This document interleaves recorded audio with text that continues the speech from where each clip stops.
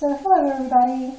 We have a poem this week for the assignment given to us from the district, and I want to go over it before you guys want to go answer the questions on Common and Writ. So, the song, or the poem is called A Psalm of Life.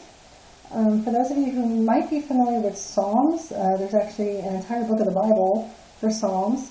And they're songs, so psalm are songs, okay? It also goes back to here where he says he's particularly, Henry Wadsworth Longfellow is known for his lyric poems. Well, where do we find lyrics? And songs, right? So it's kind of be very song-like. And then this is interesting because it actually has, an extra part to the title, like a subtitle to the poem. So the poem is a psalm of life. And then what the heart of the young man said to the psalmist. Okay, so this is someone talking back to the psalmist. More likely he might be talking about religious psalms or, other ones. So what they want us to do as we read, take notes on how the speaker suggests others should live their lives. Okay. At some point, probably all of us have had someone tell us how we should live our lives and what's right or wrong. And so let's see what this guy has to say about how others should live their lives. And I'm going to do one quick reading through, like normal, and I'm going to come back and focus more on it. And look for that shift and try to think of how the speaker is telling us, what is he telling us about how others should live their lives. Okay? So, tell me not in mournful numbers, life is but an empty dream. For the soul is dead that slumbers, and things are not what they seem. Life is real, life is earnest, and the grave is not its goal. Dust thou art, to dust returneth, was not spoken of the soul. Not enjoyment, and not sorrow, is our destined end or way, but to act that each tomorrow find us farther than today.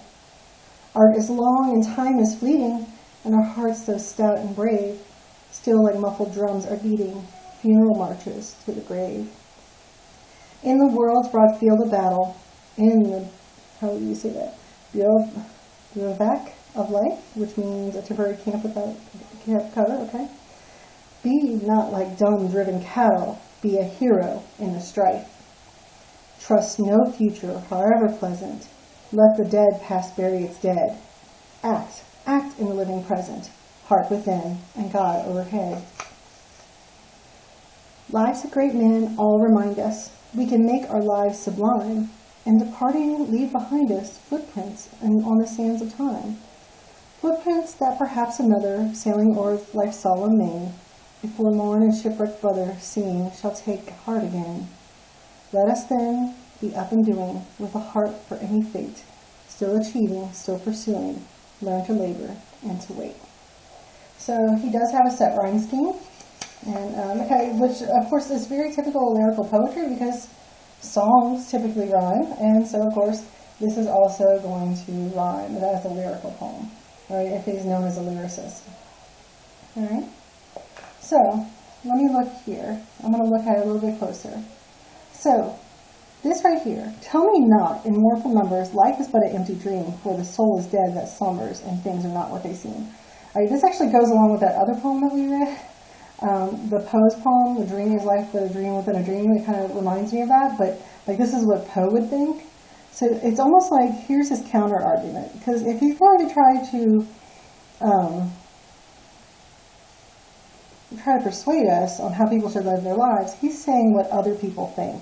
So other people are saying, and he says that, a whole bunch of people say life is meaningless, and your soul is dead, and there's just things aren't what they seem. Is life but a dream within a dream? Okay. So then we go, okay, well, this is what he goes. So here's his thesis. So, right, life is real, life is earnest, and the grave is not its goal. Dust thou art, and dust returneth, was not spoken of the soul. All right. So this goes back to, if you've ever been to a funeral, a lot of times in a funeral, they'll say ashes to ashes, dust to dust. You hear that, even in movie funerals. You hear that a lot?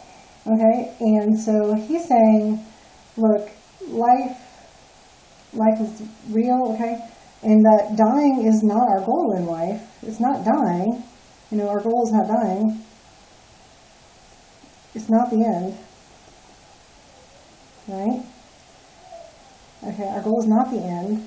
Thus, dust thou art, and dust returnest was not spoken of a soul. It's just the body is dust. Only the body is dust, right? So you have body and, oops, right?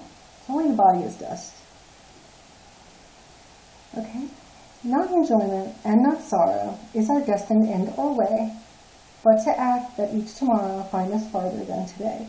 So it's not feeling, okay? Not feelings, but he says that act to each tomorrow find us farther. I read that as betterment, but bettering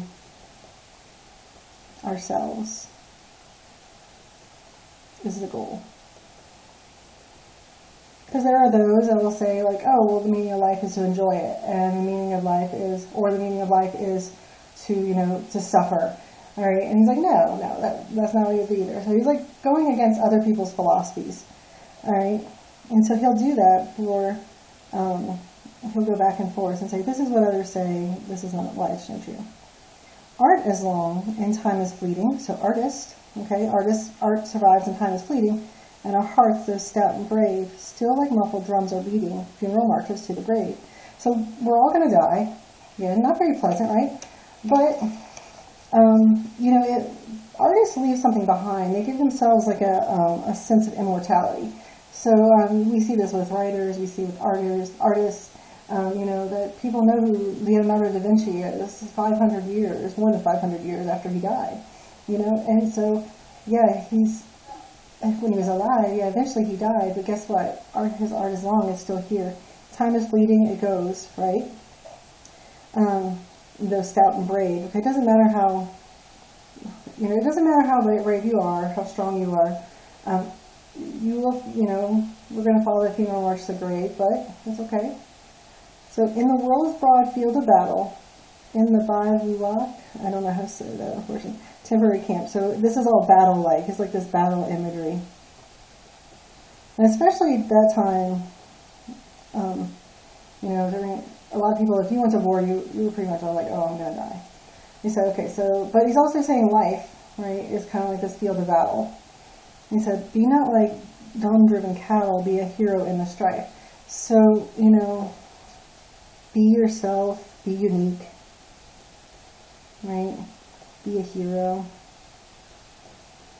right? Don't just follow the crowd. Stand up.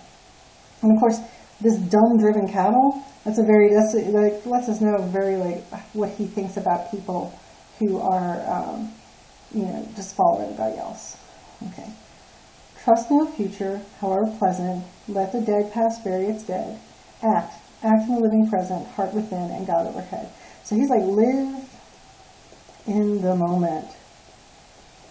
You guys might say YOLO. I don't know if students still say that. I say carpe diem. Seize the day. Okay.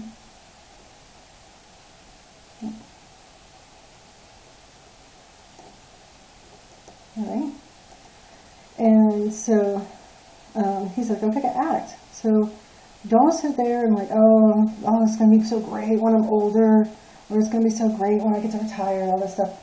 And then he's like, also don't sit there and oh man, just sit and think about the past. And it's like, no, just, you got to live in the present and, with your heart and God. So, and so it's like, okay, we're going to act, not sit there and be static by just sitting there and thinking about the future and sitting back and thinking about the past, but living life as it is right now. Okay? Lives of great men all remind us, okay, so all these people we learned about in history and everything, we can make our lives sublime, so we can make our lives beautiful, wonderful, right? And departing, leave us behind footprints in the sand of time. All right, so great people are models for us, right? And they give us they show us the way. This line right here is why they showed this picture with this, the footprints in the sand of time. Okay, and so you have, of course, like the footprints, you walk in the sand and you'll leave footprints, but of course, eventually, whether the tide or just whatever, the footprints are going to disappear, so they're not permanent either. Footprints that perhaps another, sailing over life's solemn main, a forlorn and shipwrecked brother, seeing shall take heart again. So, like, they're examples. So, like, we're still talking about the people up here. They're examples help us when we're down. Down and out. Okay? So then he goes on. Let us then be up and doing with a heart for any fate, still achieving, still pursuing, learn to labor and to wait. Okay. So he's like calling to, this which is interesting because it's like, hey, this is our call to action, right? He's like, don't stop living, right? Don't waste your life.